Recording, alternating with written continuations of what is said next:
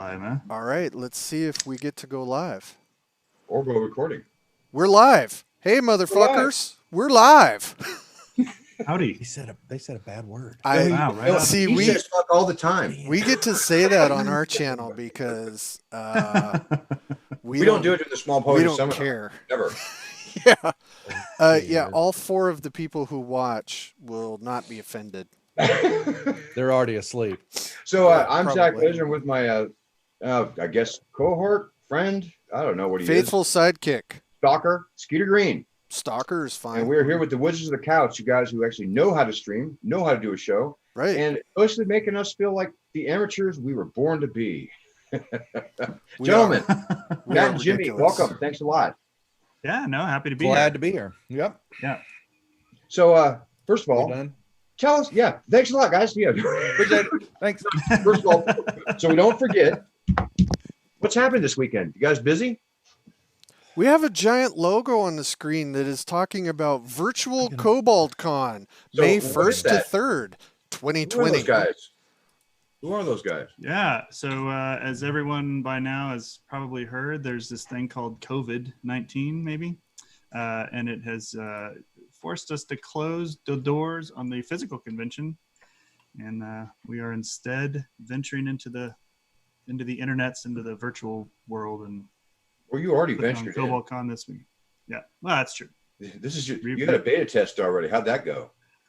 It went remarkably well. It went much better than we had expected it to go in just like 10, 11 days. I think that we had to I was build it. So just about to praise you because I remember thinking to myself when Luke Gagak sent me a text message saying, "Hey, just so you know, the vendor, before it was finally announced, he goes, they're gonna have a virtual one."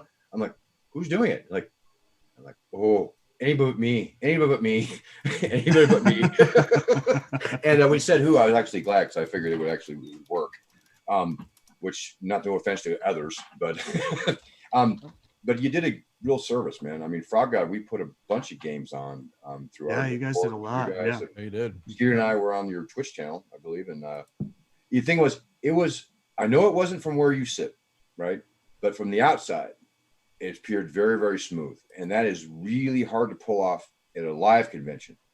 So who's do you sell your soul to do that for GaryCon?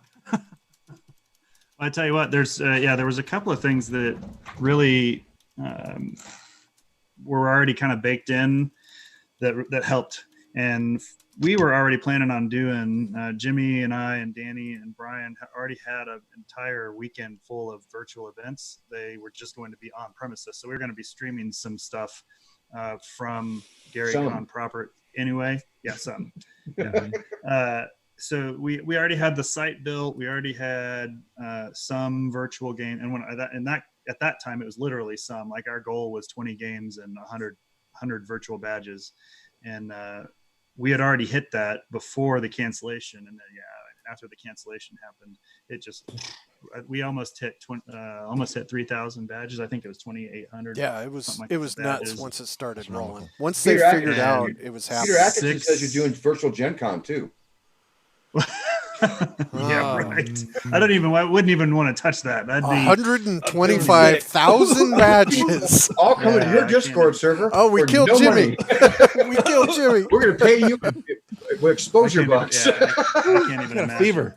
Yeah, God, that would be insane.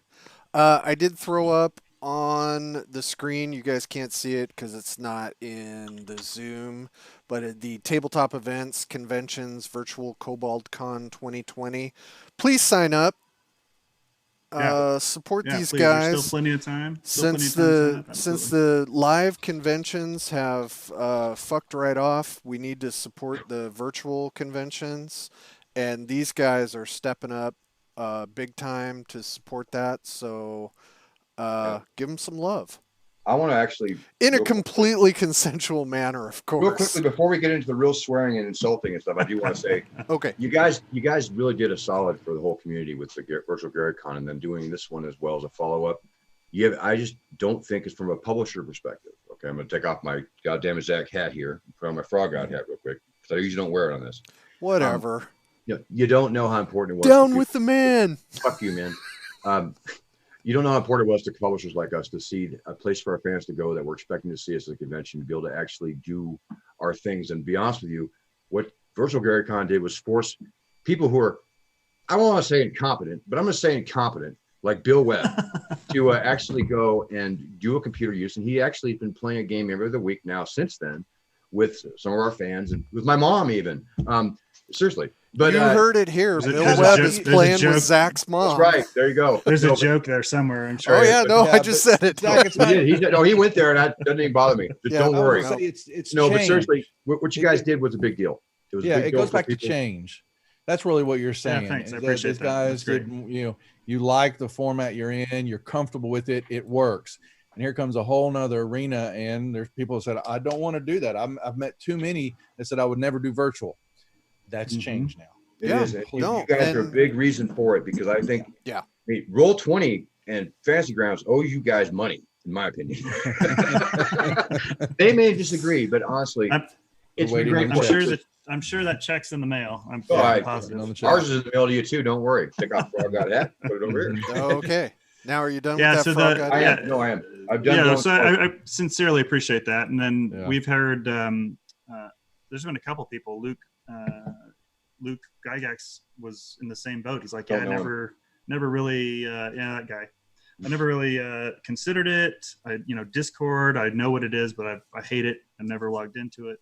And then after that weekend, and there's a dozen of people that are in the same boat. They're like, yeah, well, this is not so bad. I played with a guy that I haven't, so to speak, that I haven't talked to in 28 years, for example. I mean, it was really cool. Well, And just real quick, I do want to give credit to so we had some of that infrastructure in place, but the unofficial Discord server for GaryCon, which I think may be on the verge of becoming official after the virtual one, but probably. they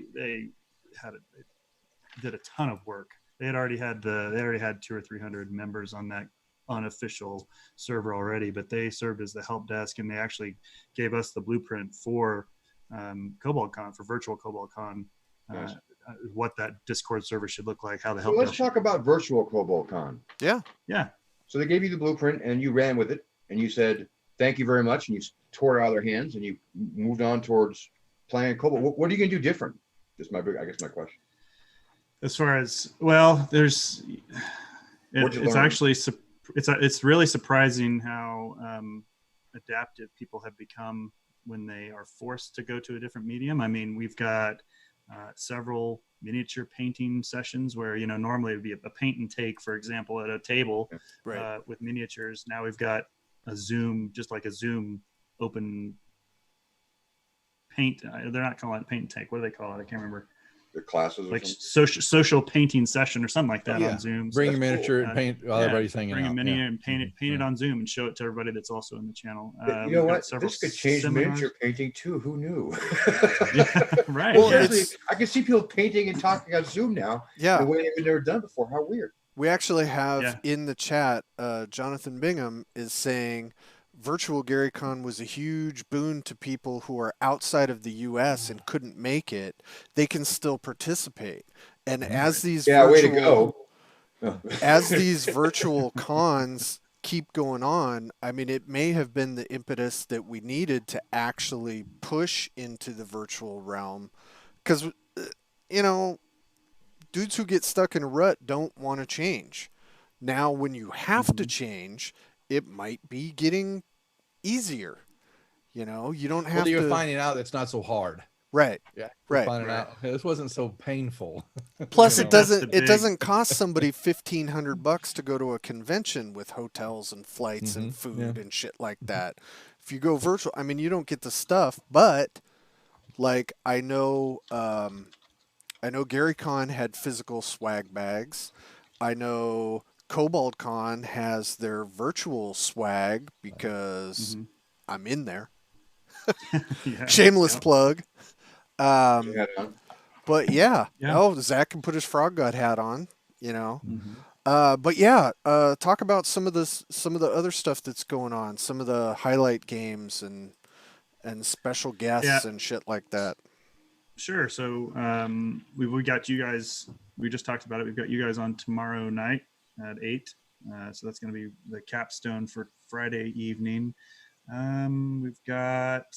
I didn't know we were the capstone. That's a hell of a way to close out. That's a nice way to put it. Like, we're the rerun after Johnny Carson. Yeah, sorry to disappoint everybody. Need to put pants on. Allow me to alienate every young person in the audience that maybe they're. I don't have to put pants on. Lucy after Johnny Carson. Not wearing pants now.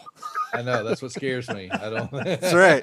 Here, I'm going to pull an Ed Greenwood and stand up. I was going to say, when you were talking about them standing up right before your show, I was a little concerned that they hope they had pants on.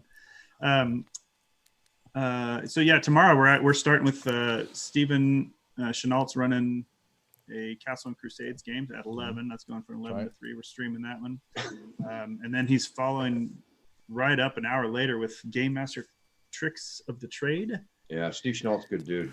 That's a great seminar that he does too. The Tricks of the Trade. Yep. And Don't ask about his music choice though. Otherwise, he's awesome. Hey, Blondie. So there's a module for Trollers I saw at a used bookstore at the Heart of Glass. I make fun of him. I wrote an email or note. Yeah, hey, no shit. What are you doing writing Blondie modules? Right? You go inside everything based on one of the albums and the Blondie, the Queen of this. I'm like, I was just laughing at you. It's wonderful, nerd. You did this. That was you, Steve Chenault. That's pretty funny. I haven't seen that. I'll have to go look that up. Yeah. Alyssa Fadden's doing a dragon painting workshop at 5, and then we've got Q&A with a curmudgeon, Tim Cast. At 6. I need to sign up for that. That's going to be amazing. Yeah. Q&A. Yeah. What so could Jim, possibly go wrong? Yep, that's a pretty fun. We did something similar for GaryCon, but him and Jim Wampler riffed off each other pretty well. So it's a pretty. They're quite the pair. They're a lot of fun. They are a rogues duo. We traded Tim Cass stories with Steve Marsh the last time we recorded, and it's funny they're really similar though they're 40 years apart. Yeah.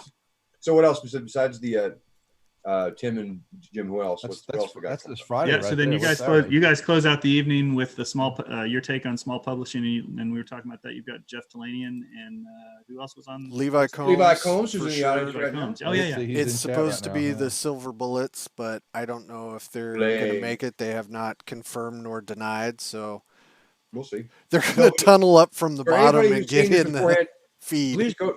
If you write books, want to write books, or even want to do any kind of art whatsoever, you want to do anything to do with RPG publishing that Skeeter and I, we've spent a long time not getting paid to learn a lot of stuff. And we want to share that information with you for free as opposed to having to spend time doing it. We will answer questions in the most honest and rude way possible. So please pay attention right before the national anthem. Wish the Couch Twitch. And one of us certainly does not sugarcoat their answers. It's I can't tell you which one of us that is that does not sugarcoat their answers, but I bet you can figure it out. The one who doesn't care about connections anymore in the industry. That's that guy. So that's this Friday, right? So what's up next? Yeah, that's tomorrow. Yeah. So those are just the streams tomorrow. We've also we also have Stephen Radden McFarlane's running a game for his Delve, his new Delve role-playing game. Yeah. We have Satine Phoenix. She's doing a social hour over Zoom. There's actually, if for anybody watching, I think last I checked, there were 4 seats left for that one. Ooh, I want to do that one. And yeah, that'll be pretty cool because that's a Zoom call. Like it's limited to 15 seats. It's not like a Q&A. Just hang out. We're not streaming it on Twitch or anything. It's just a Zoom call with her. And Luke's doing the same thing on Sunday. That one's going to be at noon on Sunday, but I think that's... Is that Sunday? I thought that... and then there was Saturday. Yeah, he had to cancel his Saturday thing. He's well, you working in the army and stuff, trying to protect us. Damn him. You have a Tiamat level thing on Saturday? Yes. For all our Tiamat badges and all of our special guests, there's what do we say? 8 o'clock, I think? 9 o'clock. 9 o'clock Mountain will be a Zoom call for all of our special guests and Tiamat badge holders as well. So, which is also not going to be streamed. That's just to private Zoom. But that'll be pretty fun, actually. Then it'll be really interesting. No, I'm not going to stream it. I can't vouch for everybody out. Yeah. Well, you never know. No, I'm looking forward to doing that. Actually, I think that is something I think that people who get badges at regular cons don't quite get their money's worth sometimes. Especially the bigger the con is, you get a VIP badge, you have a short like meet and greet. But like, for instance, at TotalCon, it's awesome because their hotel room is so small you can't help but bounce into people, right? But it's bigger the con gets, the less likely you are to interact with people for the amount of money you spend. But this is a great way to interact with everybody in a way that, because Zoom calls, I think nowadays, especially as we get more familiar, are becoming kind of like hanging out. You recognize them by face, you get facial expressions, you kind of get a little bit of their interaction, because on Messenger or Facebook, sometimes things can get misconstrued. Air quotes, for example. Sometimes, but it's much easier like this. And I think I like to be very clear. It's much harder to have nerd rage with people you've already met and seen and talked to. Right. And I think it builds the community in a solid way. And I think that, that's why these have been so good. And then I know that bringing up Jonathan Bingham again, because he was in the audience talking about this, but it is great to meet the guys that I've talked to online from Europe and Australia, and from even people who have lived in Japan, that, they come into these events and you meet them and you see them and you interact with them. And then when you see them on Facebook, everything's more fun. I mean, we're stuck right now for a while in the social media world. It's a lot more fun to talk to people and not feel. Let's be 100 here. Most of the time, that's awesome. Okay, most of the time. Sometimes it is not awesome. And once you have torn off that Band-Aid, you can't put it back on. True. But that's you. Yeah. Yes. This is why you're you. I have these interactions more than most. And I'm me. Right. Yes. People love Zach. People tolerate Skeeter. Also true. So I went on Tabletop Events and I got one of the last 3 tickets for Social Hour. So I'm going to do it. Oh, tomorrow night? There you go. I just have to look and see what time it is, because I did not even check that. Hers is, you talking about Satine's 5 p.m. Pacific. It's your time. It'll be 5. All right. 5 to 6. I don't know if I'm even going to be here then. So that may have been who cares? It's good money to give to Tabletop Events and Cobalt Con and however that works out. So you guys, so now that you've done this and you're about to do it the second time, is there anything you'd recommend to other people who are getting virtual communities together to do RPGs or other type games that you think you could Jimmy share? can feel that one. Yeah. Hire us. He's easy to pass it. Hire you? Okay. Hire us. That's Nice. a good one. Run it. What's your rate? That is a solid choice. That's a solid choice answer, because you know what? There are places that you consider that, because it's a lot of work to do these kind of things. Yeah, and absolutely. the kind of numbers we're seeing for these events now, if that can be continued, the only way it gets continued is by having good experiences. So you guys, if you guys were serious ever hired, if you work for a bigger company, Wizards of the Coast, make sure that you hire these guys, because honestly, you make your event fun for you as opposed to miserable. And I just think that's great. You're right, though. Besides hire you, though, for the cheap ass people, what else do you recommend? Well, yeah, I mean, you guys have learned quickly under crisis situations how to get a virtual con up and running that went really well. I mean, who are you going to call to ask? Yeah, so I mean, I know they did virtual con, AetherCon does stuff, but it's the technology changes so fast. What 2 years ago is worthless. right. And yeah, so I'll let Jimmy. Well, I talk think to lessons learned, I think, and then I've got an answer too. Well, the lessons one, like Matt had alluded to, we were lucky in that you had a help staff. The tech staff was there because people came in. A lot of people came in and were going, okay, so where am I going to have my game be able to run and have all my audio, my cameras all up and all that? And we're like, they were thinking there was a turnkey system somewhere that I'll make this all work. And no, that's not how this works. You've got to, you're the host. Yeah. They basically said, where's this being hosted at and what am I logging into? And so I think because you're going to have a plethora of video communicate, applications, and then you're going to have the VTT side. I'm thinking that the standardization on a subset of those to start with. And then you build there's going to be someone that's going to have a wrench that they're going to throw into the system and say, well, I run it this way, I run it that way. Well, as long as you're guaranteeing that you're going to be able to bring up that and host it and, make the game happen and not flake out on everybody. And I don't know how you manage, it's hard to manage, but I think the same thing is you start off with a small core of here's the things that we've got to make sure that everybody understands and knows how to operate with.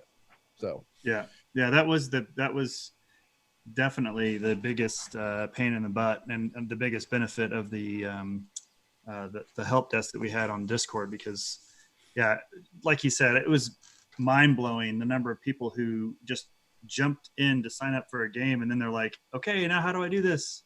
Right. Not gonna work and my one bit of advice to give people is you don't necessarily have to do video and chat games on your fucking phone. Use your laptop. I mean, come on, people. Put that in your FAQ and stuff it. I tell you what, he's gonna run it again. So Stefan Picorni is gonna run a game on Saturday, and he has 2 tablets. He's got one tablet looking at the Dwarven Forge, and he's got one tablet looking at him, and it worked in Zoom. It worked pretty good. Yeah. But yeah, I mean that's the exception, and there was quite a bit of behind the scenes on that as well. Yes, there was. There was a ton. So yeah, and technical level. I think the people that are running it, you've got to have some technical expertise there yourself and understand what you're actually running into. Because if you're coming to this saying, I don't do computers well, or this is why I do a physical con and I'm not doing virtual, you're going to have some problems then, because you're going to need to put some extra effort into it. Yes. Yeah, it's I just got my fancy ground key. Let's go. Yeah, it's like when mom asks you to reset her router. It's that is not who we want leading a stream. And if you can hardwire your computer, please do so. Don't Wi-Fi this stuff, man. You might get out of Starbucks. I want use you your to own connection. show that because that sounds like the best advice ever. Yeah, hardwire is better. I used to work at Microsoft tech support back in the 90s, and I can inside me. My heart goes out to you just for that right there. So my heart of gold is like just flying at you like, this sucks. That sucks. I didn't even think of that problem.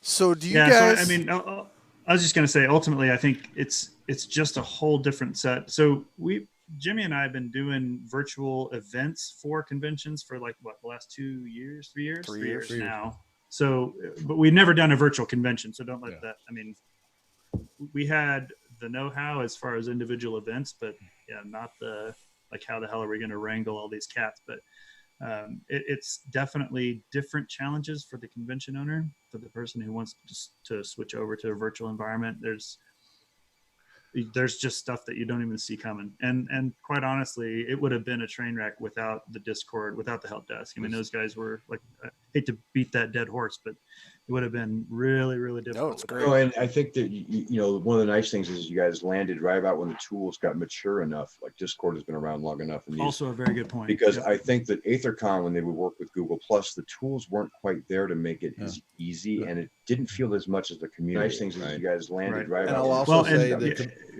Go ahead. Well, I was also say the conventions, like I said, Matt and I met 3 years ago that started this off, and this was Matt's idea.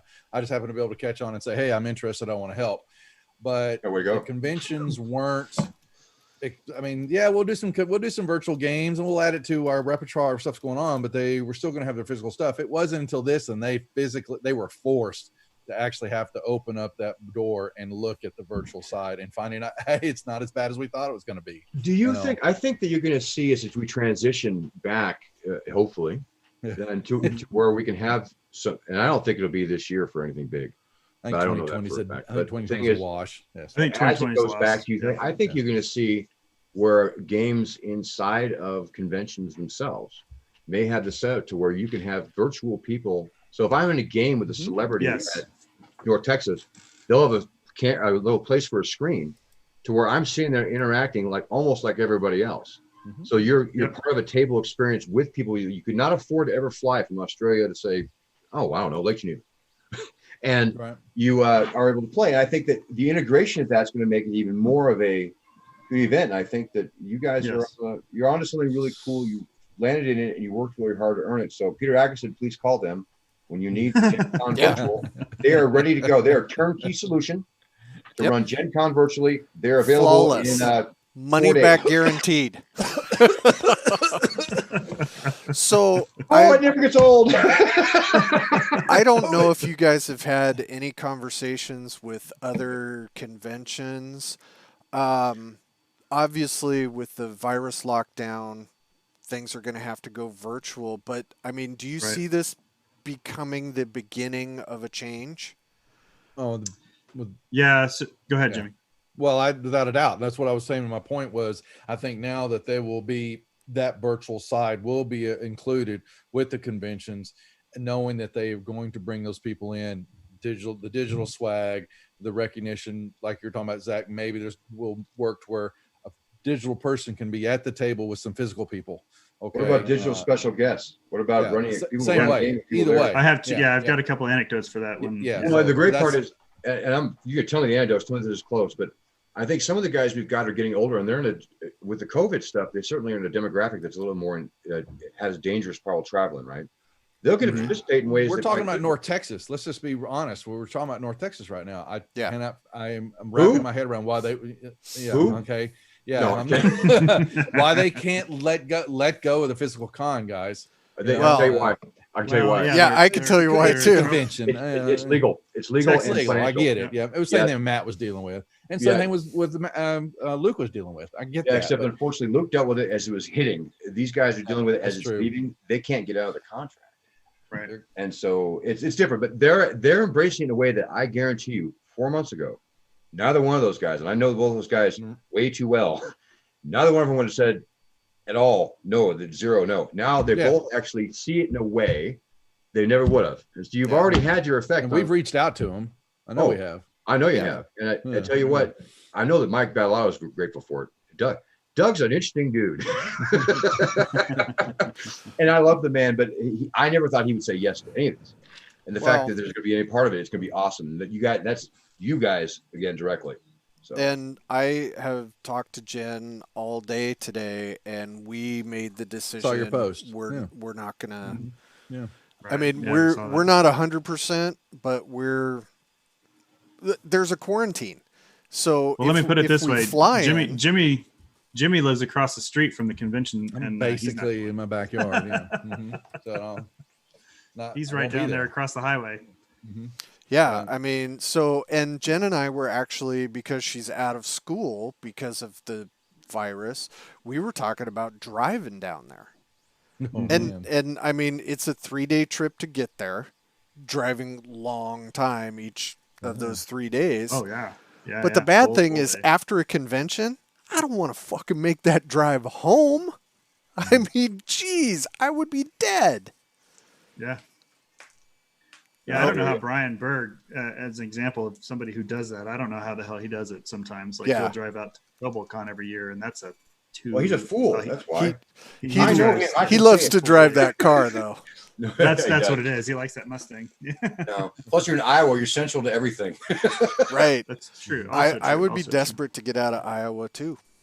What were your anecdotes there, Matt? You were going to bring up? Yeah. So we were talking about how to mesh the two, and that was really the focus. It's been easy. I say easy. It's been technologically feasible to do virtual events for a long time. I mean, you Fantasy Grounds or Roll20, you can play any day of the week with other people across the country. But the key to make it enticing to a convention, and the way that we were approaching it before the COVID, was that I can do exactly what you're talking about, Zach, and that's I can bring CobalCon 2018. We had Ed Greenwood run a game, and he was we called it a headless GM because he wasn't in the room, but he came in via Google Hangouts. I had a table of 8 dudes and dudettes playing the game, and he ran that for 4 hours over Google Hangouts. He wasn't there. I didn't have to fly him in. He couldn't come. I would have brought him in, but he could not. He couldn't make it. So that's one example. And then I've done several events at Genghis Khan is another early adopter, Genghis Khan in Denver, and they have given us a room the last 2 years, and we do similar things where I'll have a hybrid. So I'll bring in my own special guest for my room, and they'll chat with 8 or 6 people around the table, or I'll GM for people that are on the I'll be the game master for people that are out on the interwebs, but I'll be physically there. Maybe there's 1 or 2 players sitting around the table physically. So we've been experimenting with that for a while. The big kicker, and it's a big deal for a lot of conventions, is that just what Jimmy was talking about before, is the physical connection. If the convention comes back and says, and I'm on site, if the convention comes back and says, well, we're just going to give you Wi-Fi. Well, that's not going to work. Yeah. So that's the real key piece, and that's what the big deal. It's totally behind the scenes, and nobody would have seen it otherwise. But the big deal with GaryCon giving us the opportunity to run a lot of those events from GaryCon proper before the cancellation was that like they had to invest in that. It was $1,000 for them to just say, okay, we'll give you this RJ45 cable to plug in your computer. They had to pay the hotel $1,000. It ain't cheap, and that's the thing is. That's why when you said, well, you pay us, like, of course pay you, because when you cut, it's one thing to say, hey, we have 5 people on Zoom this week. It's way different scales up. Scaling up is way different than having. Yeah, to have 3,000 people. But it seems like, so 2 or 3 years you've been doing the virtual, non-virtual. So like, you're kind of the guy who's like onesie twosies. Yeah. But so you're like the guy who had property and you shot at the ground and oil came out because when the COVID came, everybody had to start doing conventions from home. And I don't mean to take light of the situation with COVID, but there was no way the timing could have been better. We were already set up to run the virtual events for GaryCon, and the cancellation exactly right. You're not 45 and shot it in the ground, and oil came up. You saved a lot of people a lot of time and a lot of stress that got to go to GaryCon that were psychologically, our country, especially then, was not well. And I think that you provide a service that people don't recognize, and that we stayed sane. And we're a good group to not go insane.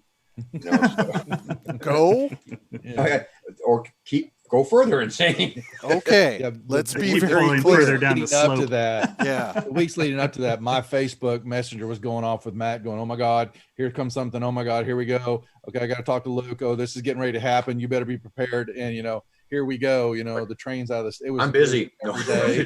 Yeah. Sorry, Matt. This was great and all, Matt, but it's on you. Peace out, man. I'm gone. That's what Skeeter would have done to me. A second. This show would have crumbled under that pressure. What's the best experience you've had someone tell you they had in a game or at a con that was either really, really cool experience, a really funny experience, or I don't want to hear the bad experience, but you can do that too if it's funny enough. Yeah. Well, I think we talked kind of about the bad experiences. Like, the funny thing is that some of these people were signing up to run the games and didn't know. I don't know what magic they thought was going to happen over the internet to connect to their player. But we probably had, out of those 600 events, we probably had a dozen, maybe 2 dozen tops that the GM just like never, they signed up for the game, they never contacted anybody, and they just fell on their face. So those were kind of a bummer. But I mean, they by no stretch even made an impact on the feel good that came out of the weekend. Let's see, what were some of the good?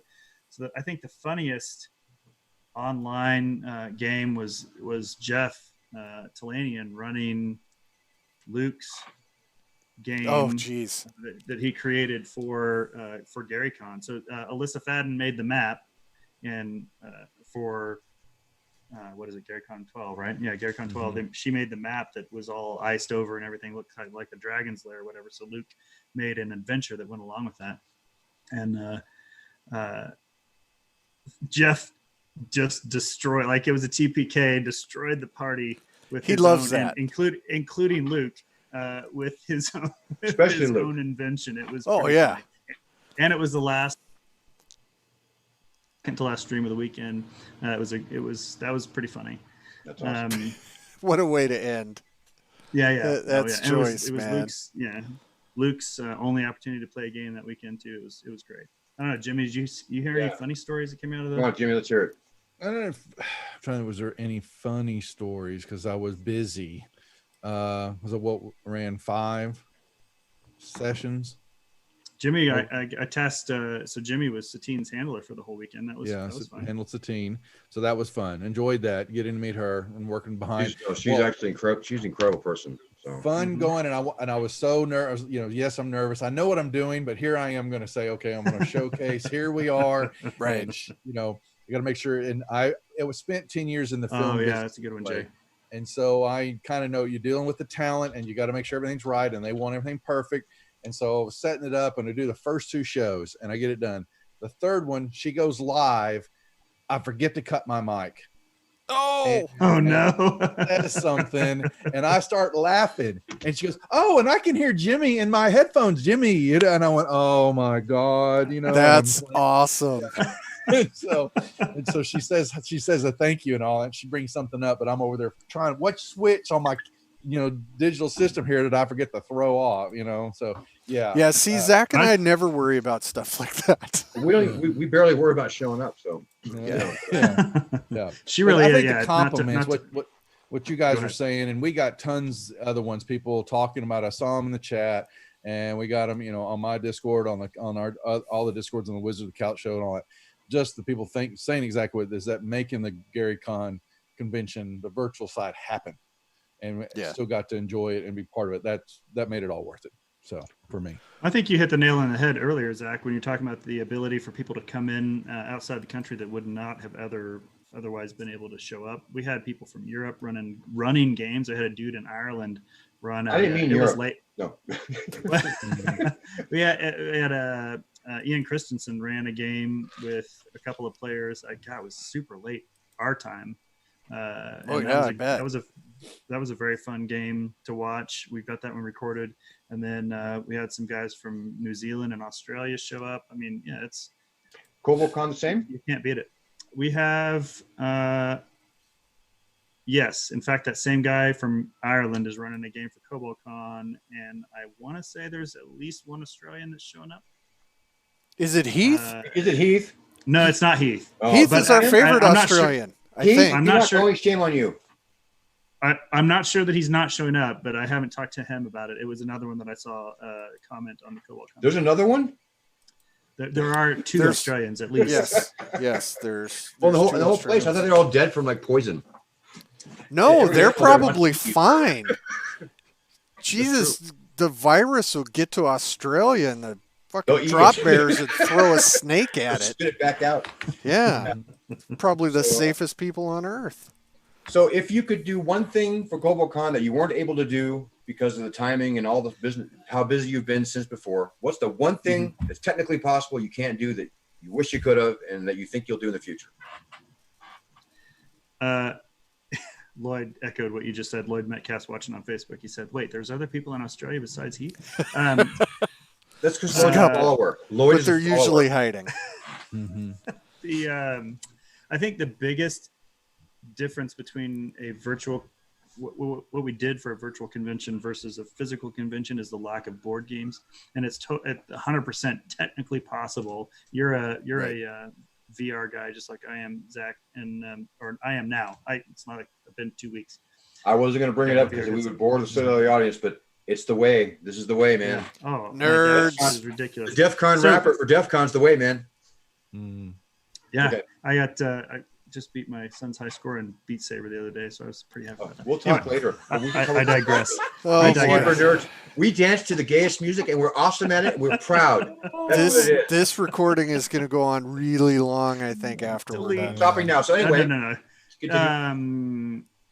Board games, totally 100% possible. The limiting factor there is that the easiest way to do it is via an application called Tabletop Simulator, and there's a fee for that. Cost, like it's $20 or something like that. But if I had the ability to provide that, and maybe it's even, I don't know the exact licensing solution, but if I could provide that would have made it almost as almost as good, because there's CoboCon is we've got I wouldn't say half, but probably 20%, 20% of the events are board games and miniatures, and you just can't. That's pretty difficult to replicate. Mm-hmm. So if I could find some way to do that, So you do have without forcing those people to get license. You do have an attendee from New Zealand. That's right, Mr. Jonathan Bingham. Yeah. Mm-hmm. So where's New Zealand? No, it's kidding. It's right next to Gondor. That's where it is. Yeah, pretty much. I thought it was Gondor. Anyway, I think it's Gondor. So Is you it guys, you guys are getting all of this experience and all of this internet street cred from Wizards of the Couch. I know. Tell us how that's going. Yeah. Yeah, really. Please tell us the blueprint from a successful show. How do you be successful without any work? Please tell us. Yeah. Yeah. Do you guys like advertise or something? You guys are like social media. Do you let people know you're on? Look, Skeeter, our wives are in chat. Yeah. I wish. So the funny thing, and I was just contemplating this last night. The funniest thing about Wizards of the Couch and streaming in general is that you get this good, fantastic group of like core people that come back time after time after time.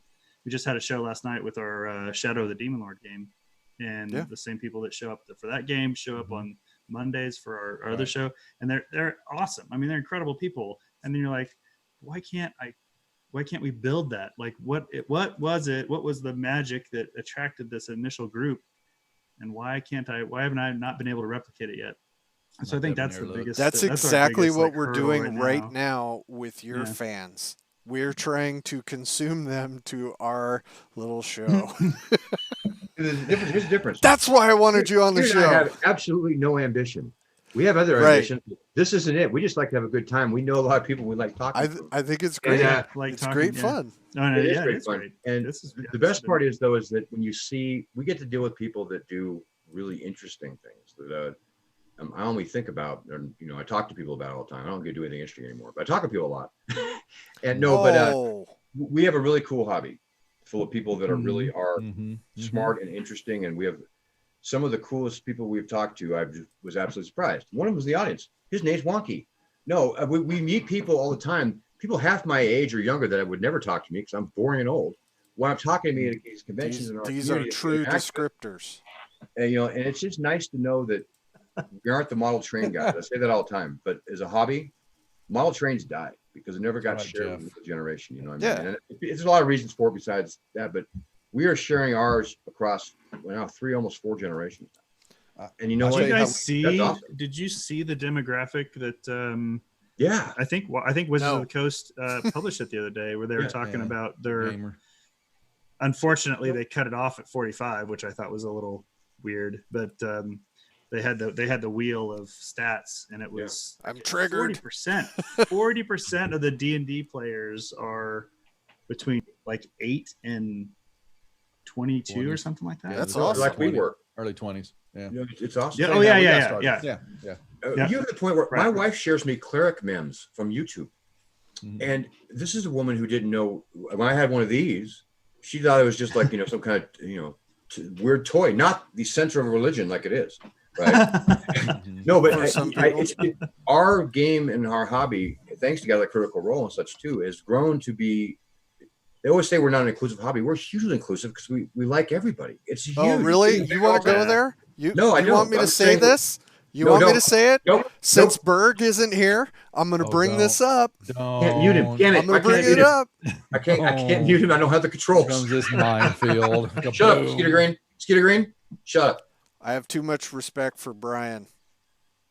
See how that worked? Just let that one. In 10 years, I've never said shut up, Skeeter Green. It worked. This is awesome. I'm done now. I see you guys. Yep. You got the Wizards on. I just let that one go. No, but it's great. It's great to see. And Danny's okay too. I saw the graphic. I saw the graphic you're talking about, Matt. Yeah. Honestly, it makes you feel good. It makes you feel good because so many events happen, so many people have good times, and it's just with such a crappy world we're currently in, it's nice to see. Mm-hmm. But you guys are part of that, like man. Sports. It's good to see. It's good to see that the a full circle or regenerating. The audience is regenerating, whatever you want to call it. It's good to see that those that there's going to be some longevity to this newfound fame, I guess, for the hobby. It's kind of gotten fun again. I mean, there was a while people were very serious about games, and it seems like things have slightly lightened up, as long as you don't talk about it on the internet in any capacity. Just don't express what you feel on the internet. And then right. Don't have a thought, and certainly don't own that thought. So the woman who actually gave you the cleric mem has a question for you. She just posted on chat. So for both you guys, Matt, we'll start with you. What was your first RPG game that you played, and when? I got the red box set from my uncle right when red box came out, mid 80s, 84, 85. And I gamed by myself. I did the solo adventure like several times. I rewrote it. I say rewrote it. I mean, I put different creatures in there from the back of the book in there a couple times so I could play it again. And I didn't play anything else until probably 89, like 4 or 5 years later. Yeah, and then my second. So then I picked up Shadowrun, and that was actually the first time that I played D&D and Shadowrun on and off throughout high school. That was the very first time that I had a group to play with. Prior to that, I was totally solo. I tried to get friends at school during the whole satanic panic crap. Yeah, it was rough in these rural areas, man. For me. Yeah. I grew up in Wichita, Kansas, and it was Heartland there, and I think Casey Christopherson lives there. He does. Yeah, he's a scoundrel. Yeah, it's fun. It's hilarious. Yeah, we're both from there, and I met him at GaryCon last year. Yeah, I don't think he was your crowd, dude. What's that? He's a scoundrel. You seem like a nicer guy. Jimmy, what about you? Matt, unfortunately, has to hear this story again too. So for me, it was 1980. I can see it. Yeah, so I'm at a gym in Midland, Texas, where I was getting ready to start high school, and they were having a D&D conference, and I sat down for what they were doing at the time was the one-on-one scenarios of you sat down with the DM, and I paid some money to see you paid a little money to see who could get the farthest in this one shot, and you were basically given a character sheet for about 5 minutes to read it and memorize it, and then it was taken away from you. And I had no idea what I was reading. It was called Quest for the Fazelwood because Mr. Kammer actually has 3 or 4 of them in his. I know it. I don't have one. So I can't afford it anymore. I know. I want to find it. I'm like $4,000 now, man, or 5. We talk him somewhere down the line to let me see this thing. It is pretty funny because every time we talk to Alex, he's like, "Oh, I'll show you." Like, you can smell it. Yeah, so he won't. He'll let you smell it. Like, you want to he show is the nicest, worst guy ever. It's true. Yeah. But you see, there you go. There they are with the D20. Oh boy, just a circle. Oh, original ones, baby. The D20 is just a circle. It's ours just worn down. Yeah. They are. You played across the street. I swear those dice got smaller as we've gotten older too. They've shrunk. No, but and then you bought the books then, or so what happened is I go home to tell my mom about it. I'm just getting ready to start a sophomore year. I think sophomore year in high school at Midland, and she gives me a book called Quag Keep, which was written by Andre Norton. Was the first fictional book written about a D&D scenario, and I read this. I think I still have it on my shelf. It's a junior high level reading. It wasn't that, but if you read it now, it's a little open, but I'd read it. And so then here came Lord of the Rings. Here came the C.S. Lewis series. Here came books. And so got the set. I have that set still. Plus I have the original Lord of the Ring lead miniatures. I've got those and some Urkai. Wow. I've got certain stuff. So I've got all that stuff. And damn Tolkien nerds. Yeah. Hey. But then I stopped. I'll be like, man, once you get to I got to senior, started playing basketball. So then sports took over for multiple years. So I became a computer nerd. So I started playing stuff online or playing the computer games, and then picked up Castle Crusades and D&D 5e. Oh, Chenault again. Oh, great. Yeah. So I missed 3 and I missed 4. I missed all that fun era and all that. I just played computer games. So no, I did too. I was pretty much the same way. By the time I got to high school, there wasn't a lot of games being played in a group anymore. But Might and Magic, man, play a lot of that. I had an Apple II and an Amiga, so that's really good. Had the original Ultimas on my Apple IIe. I have an Apple II in my living room. My wife loves it. Yep. I had that for a long time. I've got the Skeeter. Eye of the Beholders, the Computer nerds, eye games, yeah, all that stuff. So as we're on a stream. Yeah. No, I had Steve Winter sign my Eye of the Beholder. I got rid of mine. I'm kicking myself. I got rid of it about 10 years ago, and I don't know why I did. I had the whole set. So kind of sounds dirty when you said that. So though. Matt, what about fantasy and like art or literature for you, man? So I had a couple of series that I read over and over again, and one was Raymond E. Feist's Path of the Perambulator series, and it was both of these ironically are young dudes that go into that get sent to the fantasy realm that they're playing in. But Paths of the Perambulator is about this kid who's a guitarist, and he ends up going into the world that he played D&D in, and goes around there. He becomes a bard or whatever. And then the other one is the Sword and the Flame by oh my gosh. Now I know the book. I could see the cover at Walden Books, but I can't tell you the author. Wow, I'm gonna have to look that up. Sword and the Flame. Joel Rosenberg. And that series of 6 or 8 books was like foundational for me, because that was Carl Cullinan was the main character, and their entire group, their game master, turned out to be this archmage in the setting, and he figured out how to transport himself over, and he thought that he would bring his gaming group over, and they would, they'd all get around, they'd conquer the world together and all this stuff. And the party ends up seeing the game master as the evil dude for who he is, and they set about bringing real world knowledge and technology, and it's a super series, and that was one of my go-to books for a long time. And then of course I read a lot of the Forgotten Realms and Dragonlance. Read Dragonlance dozens of times, probably. Yeah.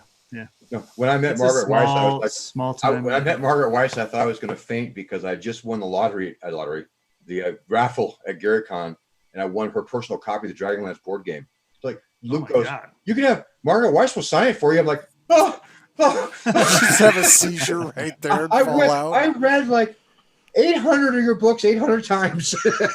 Yeah. So it's awesome. Now those were all a big deal. I had a drink with her. I bought her a drink at GaryCon last year, if not the year before. She was sitting at the bar, and I'm like, "Hey, I know her," and I stepped up and that does not sound weird at all when you say that weird. Story like that. It's like, hey, this story would have been a lot worse. This story would have been a lot worse yesterday if I had still had my oh boy. mustache. Yeah, I just caught that. You did. Oh my Lord! Every time we get on the show, he's got something different going lately. So, yeah. Well, that's because he's got class. My wife won't let me have that, so I have to live vicariously through cool guys like him. Too damn old.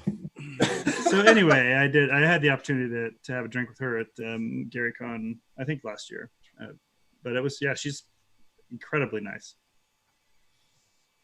No, and Tracy Hickman was nice too when I met him. You know that. You remember Jen Constantine's Killer Breakfast?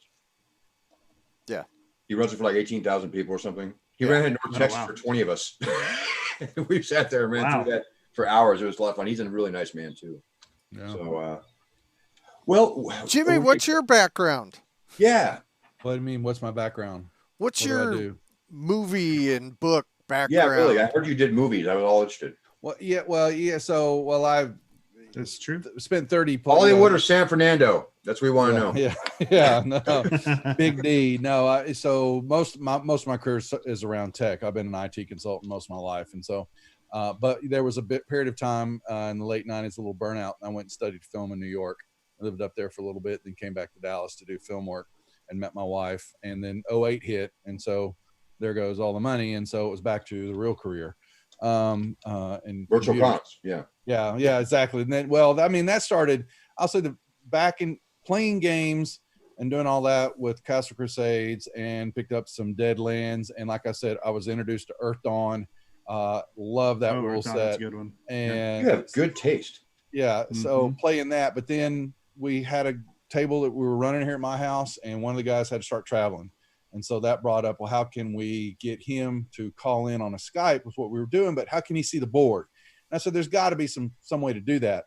And that led me into the Fantasy Grounds arena. And so I've got this, and I said, well, I want the ultimate license. I want to pay for everything. I was just going to knock out the money. And I decided, like a dumbass, to post on Reddit in the LFG forum group, I want to run a game for some people and see what this is like. Oh boy. That week I had 4 games. Four full games, and I didn't know how to say no back then like I do now. And so so that started my channel at Prater's Rejects 4 years ago. And then it was another year later when, through one of the connections through there, it's how I met Matt, and then started steamrolling this. And so now running both channels and being part of it, and pulling the programming across and figuring that all out.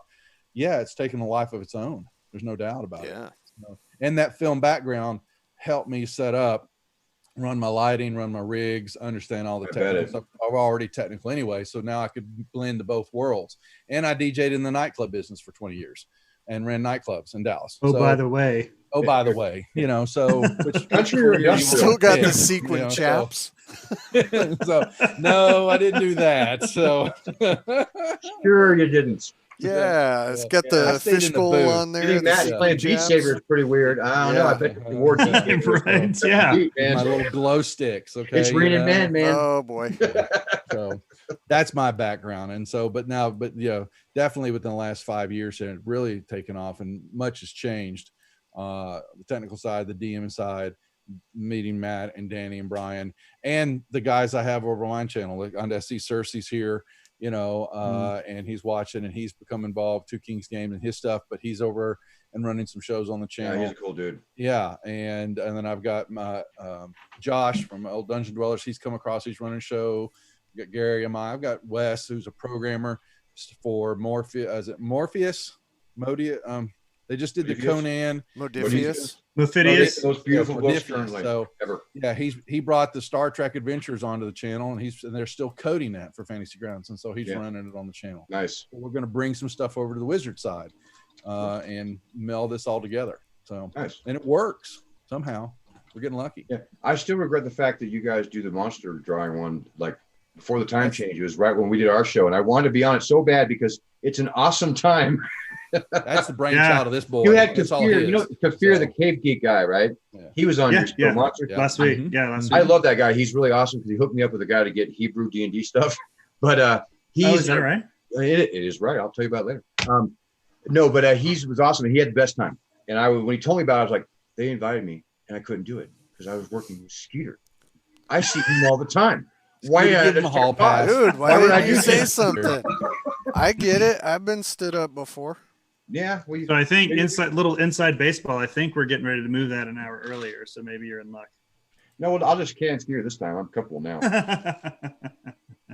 I know him now. Whatever. Peter, I'll tell you what. Zach over to do that, and I'll come on this show. Yeah.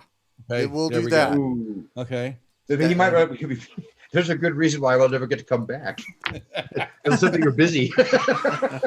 No, the channel ID's changed. Zach can't get in anymore. Why so is the pissed ID? off at me in like 12 seconds. It would never last. It would be wonderful, but he would be done with me way too fast. He has standards. We've hit an hour right now, and there's one thing I want to say before we get done. That is, Casey Riff, why aren't you my friend on VR, Oculus, first of all? I don't see my friends list there. That's a good question. And the second one is, when you guys decide you want to do anything with a virtual con, I want to be the first one in to help and be part of any kind of structure for that, because I think that's coming. in a few years. That's great. Now. Yeah, that's good. But when you're ready to Appreciate do it, I want to be on the ground floor, man. Awesome. So I believe that's going to That's be great. it's going to be something a little bit I have different. one thing as well, because I'm going to cut Uh-oh. Zach off. I have a very roundabout thank you to give you guys. Ooh, yeah, So you got to strap in on this one. he does that often. You had Okay. an episode of Wizards of the Couch that featured Sarah Frazetta. Mm-hmm. Yep, it's a lot of fun. And because of that episode and the fact that I had been following Frazetta Girls on Instagram, I started following Sarah as well. After several months of her showing the work that she was doing, I was able to contact her and told her I was friends with you guys, so I wasn't trying to be super creepy and just from out of nowhere stalk this person. Too late. But I asked her to do some art for Wizard of the Couch, no. the new version of Crypt of the Science Wizard, and I Oh, got saw that it. the other day. And now I have Frazetta art in a very long roundabout thanks to you guys. Very nice. Right. Well, Yeah, what do you I got for don't me? know that I could take I credit for don't- that, but that's you're welcome. Yeah. No, that's great. That was the got that's butt the I'll friend you on Steam. That's the That'll work. Throw you a vibe. yeah, that's the one episode I missed, and I was super disappointed. I was traveling for work that week, and it was really Well, then bummer, that but the just show- rubs it the in show- your face a little bit yeah, more. the show was He knew, great. Skeeter knew She that. was That's why he awesome. wanted to rub it in. See, this is how he operates. You think he's going to thank you, but he's really not. And I helped Skeeter out with Scripts of the Silent Wizards. I got Yep. it in the Fancy Grounds deal. So Jimmy we're got it there. in Fantasy Yeah. Grounds. We've got Did another he? 'Cause- client Are getting you sure, coming on board. Because you only sold one copy so far. I heard. Yeah, I know.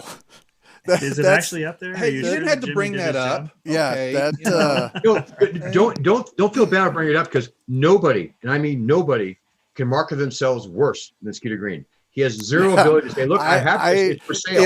If That's beyond if people find out about my game, I act like chloroform and try to wipe their memory of ever figured out. No, it's funny. A guy in Canada just bought one of the crypt books and sent me some things I could have done better. Was it like he sent you the book back marked up? No. Oh. No, Oh, it okay. wasn't like So that. you No, said he he sent you his sent me an PDF back, email red mark. and Okay. enjoyed reading it and is getting ready to play it. But there were Was it maybe Jeff try Emery? this next time. Was it Jeff Emery? No, it was not Jeff Emery. All right, gentlemen. I thought it was great, and I responded kindly. We hit the hour mark, and I don't want All to right. you guys busy men with. I things know tomorrow, Matt's but- got stuff to do. Yeah, so thank you very much. Thank you for the virtual Thank you, Very guys. Thank you for the Oh, yeah. Cobalt Con. Thank you for all this Oh, no. stuff, and it's been awesome. Skeeter Sign Green, up for Yeah, it has Cobalt been Con. awesome. Yeah, please do. CobaltCon.com. That'd be great. See you online this weekend then. We'll be there tomorrow night before National Anthem.